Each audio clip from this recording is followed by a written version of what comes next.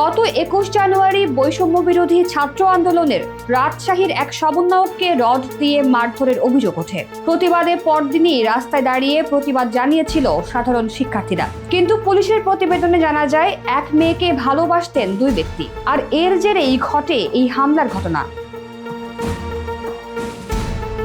মূল ঘটনার ব্যাপারে নগরের বোয়ালিয়া থানার ওসি মেহেদি মাসুদ জানান, এটা সম্পূর্ণ বাইরের ঘটনা ছিল। দুই ছেলে এক মেয়েকে পছন্দ করেন। এই প্রেম ঘটিত বিষয় নিয়ে হৃদয় ও মোস্তাক মিল্টন নামের দুই তরুণের দ্বন্দ্ব রয়েছে। এ ঘটনায় ষষ্ঠীতলা এলাকায় ওই রাতে মিল্টনকে ধরে আনেন হৃদয়। সেখানে হৃদয়ের দুলাভাইও আসেন। খবর পেয়ে মিল্টনের লোকজন ধাওয়া দিলে হৃদয়ের দুলাভাই ছাত্রাবাসে গিয়ে ওঠেন। মেসে আটকে রাখার খবর পেয়ে হৃদয়ের লোকজন এসে হামলা করেন।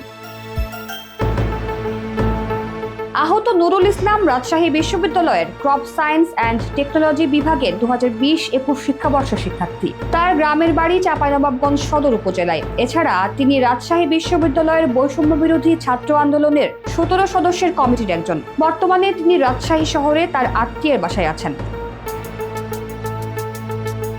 এর আগে গত ২১ জানুয়ারি রাত ১০টার দিকে নগরের কাদিরগঞ্জ ষষ্ঠীতলা কিউট ছাত্রাবাসে নুরুল ইসলামের ওপর হামলা হয়। হামলায় তিনি বাঁ হাতে আঘাত পেয়েছেন। তার শরীরেও আঘাতের চিহ্ন আছে। তিনি রাজশাহী মেডিকেল কলেজ হাসপাতাল থেকে চিকিৎসা নিয়েছেন। ওই ঘটনার পর শিক্ষার্থী সহ কিউট ছাত্রাবাসের মালিক আতঙ্কের মধ্যে আছেন। ছাত্রাবাসের মালিক রোকন উদ্দিন বলেন, একটা প্যানিকের মধ্যে আছি। সবাই তো বাইরে থেকে পড়তে এসেছে। মেসে ঢুকে যেভাবে হামলা করেছে এটা আন্দাজও করতে পারিনি। এর আগে হামলার সঙ্গে জড়িতদের কখনো আমি দেখিনি। তাদের ছাত্রও মনে হয়নি। শুনেছি এরা হাতেম খা এলাকার লোকজন।